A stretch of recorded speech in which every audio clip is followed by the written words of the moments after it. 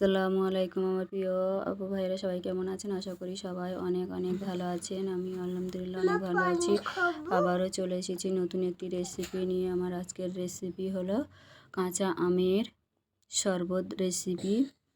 রমজান মাসে একদম কলেজা ঠান্ডা করার মতো একটি শরবত রেসিপি। এখানে আমি একটি আম নিয়েছি। আমটাকে আমি ভালো করে ছিলে ধুয়ে কুচি করে নিয়েছি। নিয়ে এবারে এটাকে আমি মিক্সিং জুস জারের মধ্যে দিয়ে দেব। দিয়ে এবারে 4 চামচের মতো চিনি দিয়ে দেবো অল্প স্বাদ মতো লবণ, আর দিয়ে দেবো আপনারা চাইলে বিট লবণও দিয়ে দিতে পারে। এখানে জিরে গুঁড়ো, ভাজা জিরে গুঁড়ো দিয়েছি। আর এখানে আইস কিউব নিয়েছি।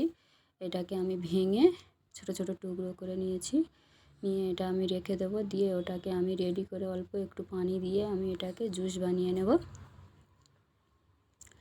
নিয়ে আমি একটা এর মধ্যে ঢেলে নিয়েছি। নিয়ে এবার ওর মধ্যে পুরো অল্প 1 গ্লাস পানি দিয়ে দিয়েছি।